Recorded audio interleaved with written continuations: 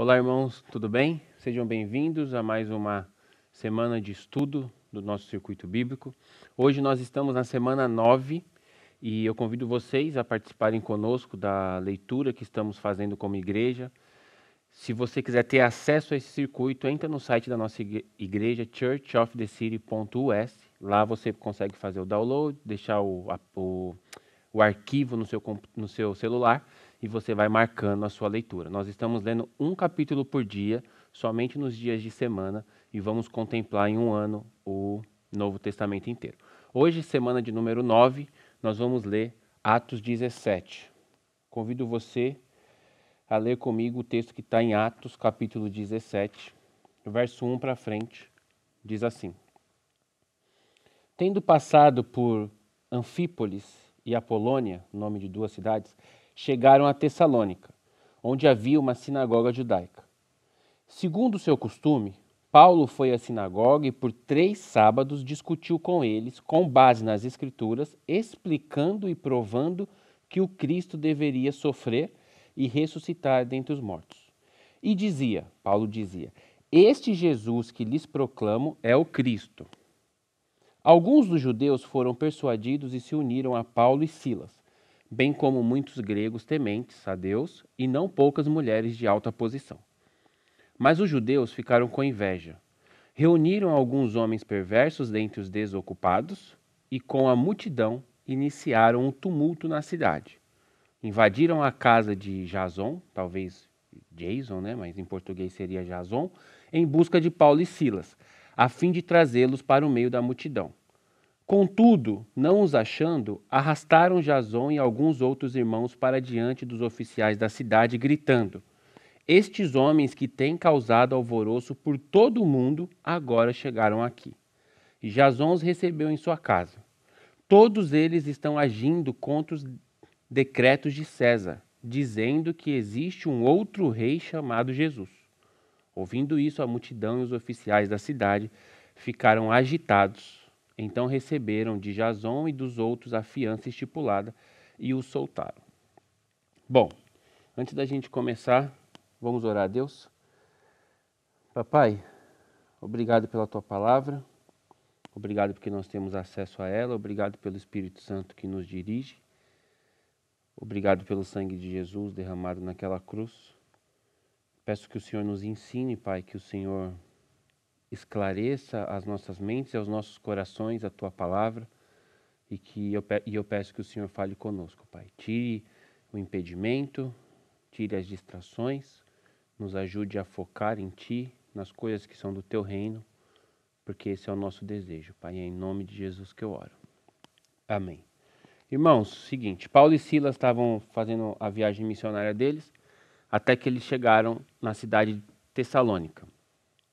Lá, capital da Macedônia, que hoje é a Grécia, então é uma região muito importante para o mundo daquela época, uma região grande, influente, famosa, por onde passavam vários comerciantes, era um ponto de conexão.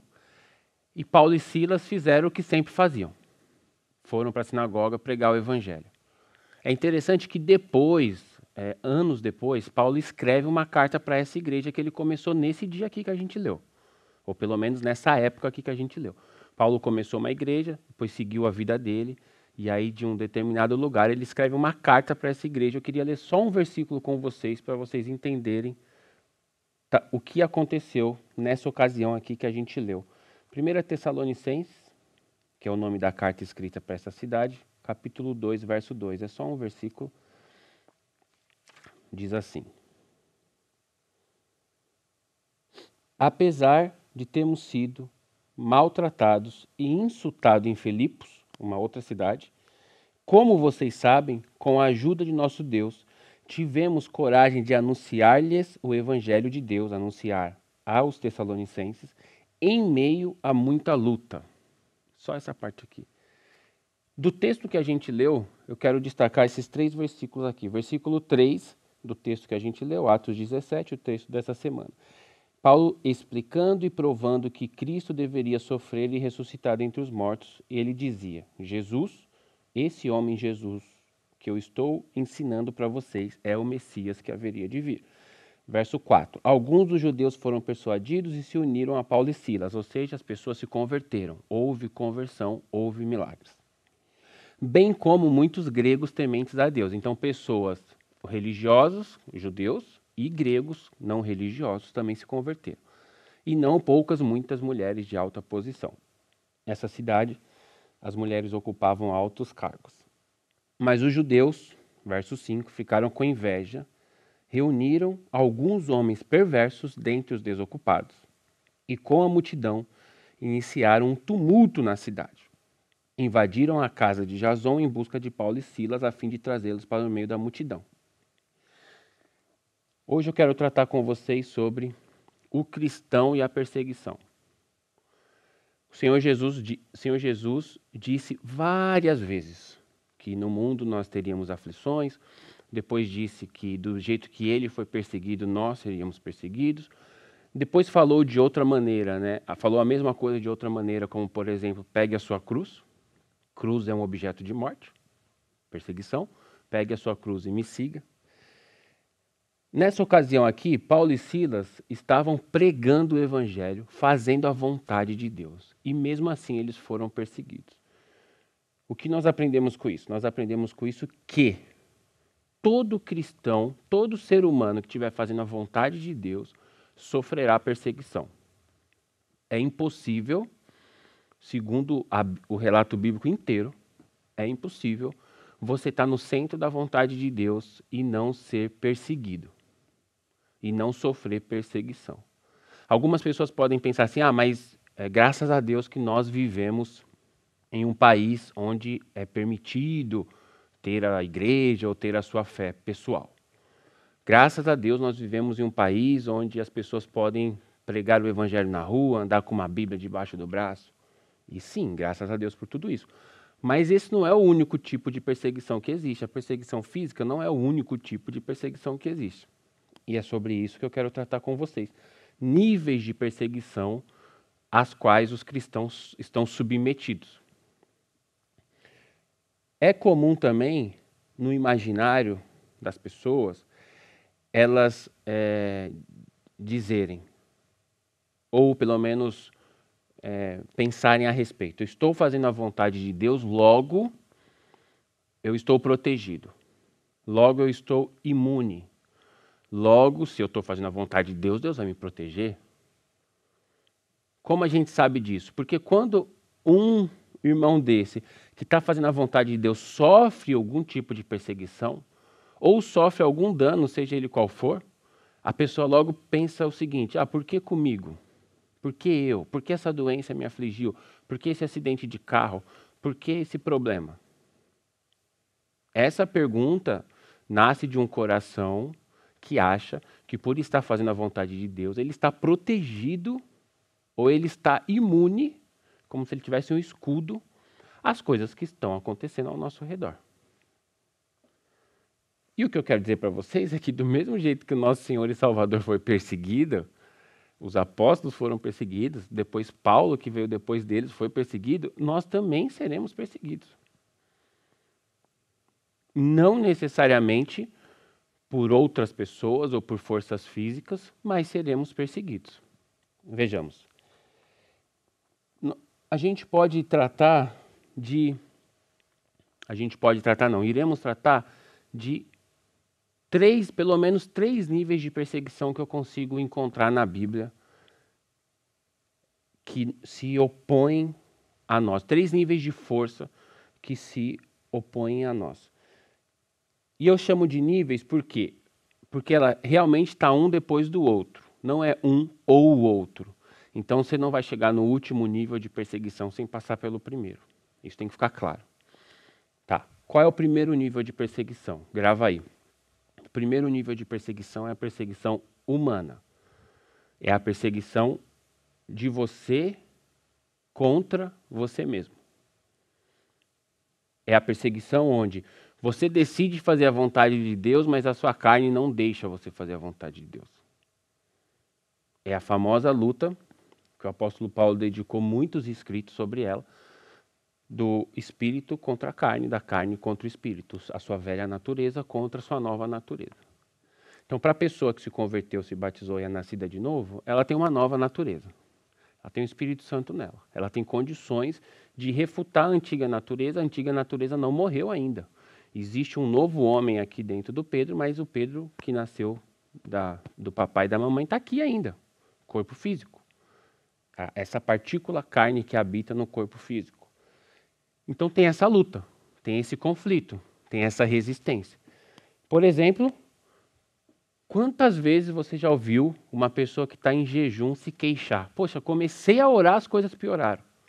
Eu entrei no jejum, as coisas pioraram. Claro, você não vai fazer a vontade de Deus sem resistência. O mundo jaz do maligno. Você está em território estranho. Quando você decide fazer a vontade de Deus, você saiu de uma rota de morte que você estava indo e você entrou numa contramão. A partir do momento que você decide fazer a vontade de Deus, você é resistido. E a primeira resistência vem de você mesmo. Então, eu decidi ler a Bíblia, fazer o circuito bíblico. 1 capítulo por semana. Aí tem dia que o meu corpo não deixa. Resistência. Eu decidi andar em santidade e eu não vou transar antes do casamento. Aí eu consigo 1 mês. Depois cai. O meu corpo não deixa. Eu decidi andar em santidade, eu nunca mais vou falar de uma terceira pessoa para uma outra pessoa. Nunca mais vou fazer fofoca. Consegue resistir 1 mês. Depois o meu corpo não deixa. Necessidade de ser aceito, de ser interessante. Eu não tenho outra coisa para falar, eu tenho que falar da vida das pessoas. Então, eu estou tentando. Aqui na minha cabecinha, eu entendi que eu tenho que fazer a vontade de Deus. Mas eu ainda não consigo vencer a minha carne, a minha primeira resistência. Se eu não consigo passar a primeira fase do jogo, eu não chego na segunda. Então, preciso passar essa fase, que parece ser a mais difícil, que é andar em santidade. Mas eu digo que não é a mais difícil, hein? É só a primeira. Como que você vence essa fase? Segundo a Bíblia, é se alimentando de coisas espirituais. É uma briga de 2 universos que habitam em você. E você tem condições de alimentar um ou o outro.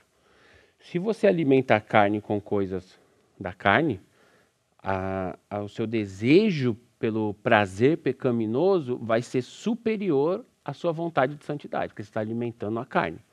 Você está colocando os seus olhos e os seus ouvidos em coisas que não era para você colocá-los. Então, como que você resiste a isso? Alimentando o outro lado, não existe neutralidade. Eu não consigo falar assim, então tá bom, nunca mais eu vou acessar esse site. E eu parei. Não, mas aí o tempo que você faria aquilo, você vai estar fazendo alguma outra coisa da carne também. Então, não é só parar uma coisa, é se alimentar de outra coisa. Então, você vai começar a alimentar o seu espírito. Para que você, como Paulo e Silas, tenha condições de sair de Filipos, que estava sendo perseguido, chegar em Tessalônica e mesmo assim continuar pregando o evangelho. Porque eles estavam conscientes do que eles estavam fazendo. Eles tinham uma missão. E eles estavam conscientes da missão deles. Como que eu venço esse primeiro nível da minha batalha, que é o nível de andar em santidade, me alimentando de coisas espirituais? Disciplinas espirituais. Existem diversas disciplinas espirituais. Leitura bíblica, oração, jejum, bons amigos, bons livros, meditação na palavra de Deus. Diferente da leitura bíblica, é você pegar um texto e ficar lendo só aquele texto, porque aquele texto vai entrando na sua mente. Então você vai meditar sobre aquele texto. O que mais? Alguma outra disciplina? São várias disciplinas espirituais que você pode fazer para que você vá deixando o seu espírito mais forte, entre aspas, tá bom? Isso entre aspas, é uma analogia. Você começa a praticar essas disciplinas como quem vai para a academia, uma de cada dia, depois outro dia você faz 2 e assim sucessivamente. E você vai ficando mais forte. E aí você vai conseguir andar em santidade. Você vai conseguir decidir pelas coisas certas. Você não vai conseguir ficar sem errar. Errar todo mundo erra. Mas o cara que errou tentando estar em santidade é diferente do cara que errou errando. Ou a menina. Então, escolha viver em santidade. Quer fazer a vontade de Deus? O cristão é aquele que faz a vontade de Deus, não é só aquele que tem Cristo no coração. Aquele que tem Cristo no coração é um simples crente. Crer em Deus, até o diabo crê que Deus existe e treme diante dele, o texto diz. Todos creem em Deus, Balaão profetizou errado, cria em Deus também. Todo mundo espiritual que é contra Deus, crê em Deus. Eles têm um inimigo que é o nosso Deus. Eles creem em Deus. Então, crer por crer, irmão. Cristão é o que faz a vontade de Deus. O cristão vai sofrer perseguição dele mesmo no começo. É difícil. E não é de uma hora para outra. Muitas pessoas, a maioria das pessoas ficam nesse nível. Por isso elas não vão profundo com Deus. Por que eu não vivo experiências com Deus? Porque você ainda está no primeiro nível da perseguição. Você ainda não conseguiu. Imagina um jogo, uma guerra, e você está ganhando território. E no final dessa guerra está a presença de Deus. Vamos supor, isso é uma analogia. No primeiro exército que te resistiu, você parou. Então, o que você conhece de Deus é o nível com que você tem resistido, que você tem suportado a resistência, que você tem enfrentado a perseguição. Pedro, mas é por merecimento conhecer Deus? É. A salvação é gratuita. O reino de Deus é alcançado. O apóstolo Paulo fala para você buscar os dons, conquistar o reino. São tudo palavras de coisa que demandam... São palavras que demandam esforços. Salvação é um dom gratuito de Deus. Ponto. Jesus pagou o preço, ele pagou o preço, para nós é gratuito. O conhecimento de Deus, você andar com Deus, demanda a sua decisão pessoal. O que Jesus fez está feito. Ele deixou o Espírito para te ajudar a andar com Deus. Agora é com você. Agora é você que escolhe as coisas que você tem que escolher. Por isso a Bíblia está aqui. O manual está aqui, o Espírito Santo está aqui para nos ajudar. E você tem que decidir, pelo menos a sua parte você tem que fazer. Beleza. Esse é o primeiro exército. E aí você fala, consegui, hein? Ó, estou praticando as disciplinas espirituais, foi difícil, eu confessei aquele pecado, tive uma pessoa fiel, um homem de Deus, uma mulher de Deus que me ouviu, conversei com ela me aconselhou, orou comigo, a gente leu a Bíblia junto, agora eu estou firme no circuito bíblico, agora estou andando em santidade, agora eu vou conhecer Deus. Puf, segunda perseguição. Segundo nível de perseguição. Você venceu a sua carne. Qual é o segundo nível de perseguição? A sociedade. Os outros humanos. Então você venceu. Agora você sai todo o quê? O melhor crente do mundo, você sai na rua. E aí você se depara com os outros, que não são crentes. E aí você é resistido por eles. Você é resistido pelos seus colegas no trabalho, você é resistido pelo...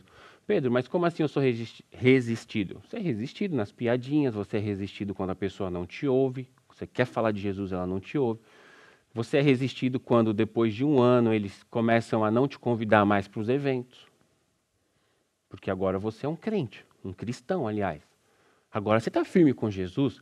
Agora você não dá mais risada daquelas piadas. Agora, quando o seu amigo vem te falar que está traindo a esposa dele, você não concorda mais como você concordava antes. Agora a pessoa vem te pedir um esquema, como que eu faço para resolver tal problema aqui no meu papapá. Você não passa mais o esquema para frente. Então você começa a ser uma pessoa chata. E aí você começa a ser resistido. E aí a sua oração começa a ser, poxa, eu achei que ser crente seria uma coisa legal, uma coisa gostosa, famosa, sabe assim? E Jesus fala, não é assim não. Você é luz, e muita luz ofusca as pessoas. Sabe quando você sai do quarto escuro e está aceso, e você não enxerga nada durante 5 segundos ali? É isso que você, o cristão, causa na vida das pessoas. Quando você chega, é tanta luz no ambiente que as pessoas fogem de você. E aí, nós temos que ter sabedoria de como nós vamos alcançar essas pessoas. Mas hoje nós não estamos falando sobre isso. Hoje nós estamos falando sobre perseguição. Então, quando você se vê no trabalho, você fala, poxa, antes que eu não tinha essa paz que eu tenho, essa alegria de viver, essa felicidade de viver que eu tenho, antes eu tinha os meus amigos. Agora parece que eu não tenho amigo nenhum mais. Quantos já passaram por esse lugar? É a perseguição. Você tem perseguição da sociedade. Mas não só nisso, você tem perseguição da sociedade na cultura. Os seus valores não são mais os valores que estão sendo propagados nas séries, enfim, na televisão, nos games, nas músicas, em toda a cultura. De repente, do nada, aquela música que você gostava tanto, que você ouvia tanto, agora ela começa a doer no seu ouvido porque você reparou que tem uma frase ali que o cara fala que machuca o caráter de Deus. E aí você fala, poxa vida, eu queria tanto ouvir essa música, mas não dá mais para ouvir. Porque, poxa, o cara está falando do meu rei, do meu salvador. Está falando uma coisa que é contra ele, sacou? Então não é uma questão de você ser uma pessoa chata, é uma questão que não dá mais para se encaixar. Paulo vai falar em Romanos isso para você não se amoldar ao mundo. Não encaixa mais.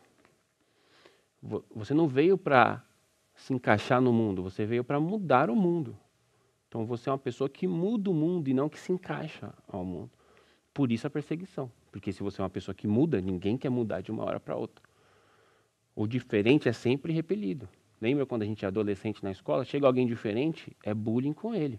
Todos os iguais ficam de um lado e o diferente fica exposto. O cristão é assim na sociedade.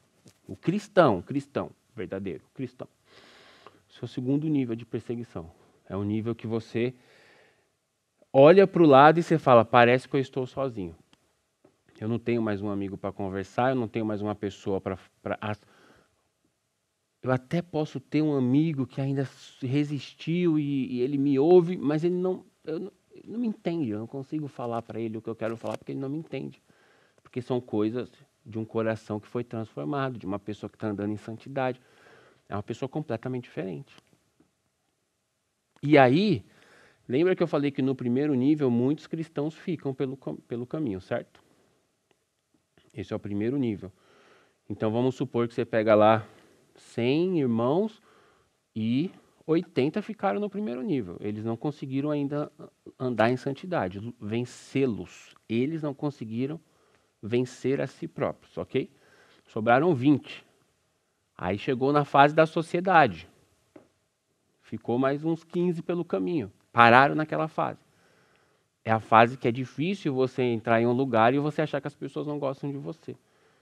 É difícil você sentar em uma mesa e estar todo mundo conversando sobre a série do momento, mas você fala assim, poxa, eu tentei assistir aquela série, mas era tão sexualizada, tinha tanta cena de sexo que eu preferi não assistir para não pecar. Ou as pessoas estão falando de uma coisa que vai acontecer num dia importante para você e você não pode participar daquela coisa que as pessoas estão falando porque você tem uma outra agenda. Então, ou seja, você não se encaixa mais, sacou? Só que é difícil resistir isso durante um tempo. E aí a gente começa a fazer negociatas, e eu me encaixo aqui um pouquinho, me encaixo... não tem problema também, né? Eu não vou ser um religioso, né? Então eu vou participar ali daquele negócio, e você vai se encaixando, e tudo bem. Você ficou naquela fase da vida. Viu um pouquinho da luz de Deus, mas não viu agora. Beleza? E aí você... Suponhamos então que tem aí um X número que conseguiu suportar e resistir esse segundo exército inimigo e rompeu para a última fase da perseguição. Falei 3 fases, né? Ou falei 4? 3 fases. Rompeu para a última fase da perseguição. Depois tem uma fase bônus. A última fase da perseguição é: você foi resistido por você mesmo. Você foi resistido pela cultura. Agora você vai ser resistido pela igreja. Porque agora você é diferente dos próprios irmãos que estão na igreja. Que são os religiosos. Quem mais resistiu Paulo, irmão, nas cartas? Os judeus. As pessoas que mais liam a Bíblia foram as que mais resistiram Paulo. Acredita? Quem mais resistiu Jesus, irmãos? Pelo amor de Deus, foram os religiosos. Porque, irmão, sem o Espírito Santo, esse livro é só mais um livro. Raul Seixas leu esse livro várias vezes, escreveu músicas completamente contrárias a ele. Então, se você não tiver o Espírito Santo de Deus, você vai usar o livro para respaldar todas as suas teses. Você pode ser a favor do divórcio e usar o livro a favor do divórcio. Você pode ser contra o divórcio e usar o livro contra o divórcio. Você pode ser a favor do casamento heterossexual e usar o livro a favor do casamento heterossexual. Você pode ser a favor do casamento homossexual e usar o livro a favor do casamento homossexual. Você pode ser a favor da escravidão e usar o livro a favor da escravidão. Você pode ser a favor do comunismo e usar o livro a favor do comunismo, afinal de contas, é para a gente dividir tudo. Ou você pode ser a favor do capitalismo e usar o livro a favor do capitalismo, porque quem não trabalha não come. Que o preguiçoso bater com a formiga é o que a Bíblia diz. E aí? Pois é. O último nível da perseguição do cristão verdadeiro é a própria igreja. Não a igreja, o corpo de Cristo, a igreja, instituição. A igreja, irmãos, é cheia de pessoas religiosas. E a pessoa religiosa, talvez ela não seja religiosa por maldade, ela é religiosa porque ela não quer passar daquele primeiro nível da perseguição. Ela não consegue. Então, quando ela olha para alguém que já superou os outros 2 níveis, aquele alguém é muito diferente dela. Jesus era muito diferente dos fariseus. E aí eles ficavam acusando Jesus. E Jesus, um ponto, chamou eles de sepulcros caiados. Tipo assim, como se fosse um sepulcro bonito. O que tem dentro de um sepulcro? Um morto. Jesus chamou os caras de bonito por fora e mortos por dentro. Então, esse último nível é um nível muito difícil, que é um nível para os íntimos, que eu gostaria que todos vocês chegassem. É o nível que você vai ser perseguido, resistido até pela igreja evangélica, pela igreja cristã, todas as vertentes do cristianismo.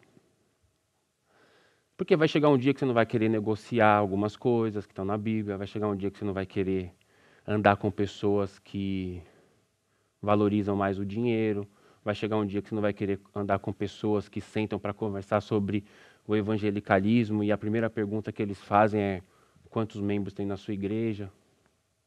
Vai chegar um dia que você vai cansar de andar com essas pessoas, porque elas estão preocupadas com outras coisas, eles são religiosos, como os fariseus. E aí eu quero que você esteja preparado.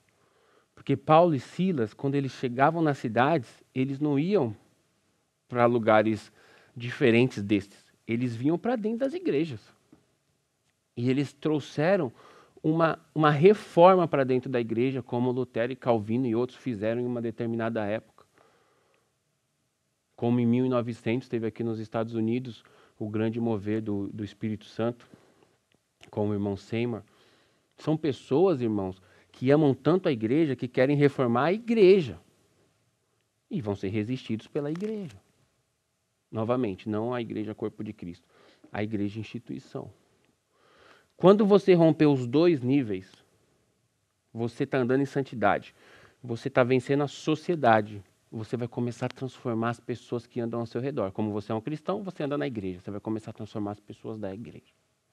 A igreja vai passar por uma reforma. O seu grupo, a sua casa vai ser transformada. A sua casa vai ser transformada. Porque você resistiu à perseguição. Só que aí você pensa, faz um jogo de videogame. Quando você chega nessa última fase, você está só o pó já gastou toda a sua energia. É Jesus carregando a cruz. Estava no limite dele, no limite físico do homem Jesus. E aí, está disposto? João capítulo 15, verso 18, Jesus falou assim: nosso Salvador. João 15, 18. Se o mundo os odeia, tenham em mente que antes me odiou. Jesus. Se vocês pertencessem ao mundo, ele os amaria, como se fossem dele. Todavia, vocês não são do mundo, mas eu os escolhi, tirando-os do mundo. Por isso o mundo os odeia. Lembrem-se dessas palavras. Lembrem-se das palavras que eu lhes disse. Nenhum escravo é maior do que o seu senhor. Se me perseguiram, também perseguirão a vocês. Se obedecerem a minha palavra, também obedecerão a de vocês. Até aqui tá bom. Se o mundo os odeia, tenha em mente que antes o mundo me odiou, Jesus falando. Se vocês fossem do mundo, o mundo gostaria de vocês, mas vocês não são do mundo. Vocês não são do mundo. Então o mundo não vai gostar de vocês. Mas o bonito é que vocês vão gostar das pessoas. Por isso a gente serve as pessoas. Porque o mundo não gosta da gente, a cultura não gosta da gente, mas nós gostamos deles. Porque nós aprendemos isso com Jesus. Então nós vamos na direção das pessoas, mesmo elas fugindo de nós. Nós vamos na direção delas, mesmo elas resistindo-nos. Nós vamos na direção delas, mesmo elas indo contra a gente. E a gente vai na direção delas para quê? Para amar. Por isso é difícil. Por isso Paulo foi perseguido por onde ele passou. Mas se Paulo tivesse parado, a gente não tinha o livro, pelo menos 2/3 do livro de Atos, e não tinha um pedação gigante do Novo Testamento, se ele tivesse parado. Ele resistiu, deixou as histórias dele. Nós temos evangelhos, nós temos Paulo falando para Timóteo assim, se você, como é que é? Se você, Timóteo, é como se ele dissesse assim, se você se decidir por Jesus, você será perseguido, não tem outro jeito. Deixa eu achar o texto aqui. E eu termino nesse texto, é 2 Timóteo, já anotei, não. 2 Timóteo 3:2, talvez. Deixa eu ver se é isso aqui. Ah, não é isso, mas tudo bem. É quando ele fala para Timóteo assim, se você quiser andar com Jesus, certamente você será perseguido. É isso, exatamente. Ele fala que certamente você será perseguido. Não tem outro jeito. Não tem outro jeito. Você pode não estar no Oriente Médio, você pode não estar vivendo em um dos 50 países da lista dos países que mais perseguem a igreja evangélica. Você pode não estar em um desses 50 países. Você pode não estar no México, aqui tão perto da gente, que persegue a igreja. Você pode não estar na Colômbia, tão perto da gente, que persegue a igreja. Você pode estar nos Estados Unidos, no Brasil, que são lugares onde a igreja não é perseguida. Mas você pode sofrer esses outros tipos de perseguição que eu mencionei aqui. E qual vai ser a sua opção? Aliás, qual vai ser a sua decisão? Você vai parar diante da perseguição ou você vai rompê-la e passar por ela até o último nível? Até você ser uma pessoa que reforma a própria igreja, que transforma a própria igreja. O vinho novo, você vai trazer, por onde você anda, você traz novidade. Paulo chegou e falou, esse Jesus que eu estou falando é o Messias que está na Bíblia. Ele trouxe uma novidade para aqueles judeus. Espero que você seja essa pessoa, em nome de Jesus. Vamos orar? Senhor Deus, dá-nos força, Senhor. Dá-nos garra. Dá-nos coragem. Transforme as nossas vidas, Senhor. Encha-nos com Teu Santo Espírito, Pai. Revista-nos da armadura espiritual dita aqui na Bíblia. Que nós possamos estar fortalecidos no Teu Espírito, fortalecidos no Senhor. Enfraquecidos na carne e fortalecidos no Senhor. Que o Senhor nos dê, Pai, os dons, que o Senhor nos dê, manifeste em nossas vidas o fruto do Espírito, para que a gente seja pessoas diferentes, pessoas que vão transformar a própria vida, transformar a cultura e transformar a igreja, para a glória do Teu nome. Usa-nos, Senhor, usa-nos nesses últimos dias, usa-nos, que a gente possa ter testemunhos para contar, que a gente possa ser pessoas que carregam novidades, novas histórias, novos moveres, novos viveres contigo, Pai. Que a gente deixe de contar as experiências dos outros e passe a contar a experiência das nossas próprias vidas. Ser exaltado, Senhor, ser engrandecido. Reine absoluto, Pai. Tome logo o Teu trono, Jesus. Tome logo tudo que é Teu. Tome logo da mão do inimigo, Jesus. Em Teu próprio nome eu oro. Amém. Valeu, tchau.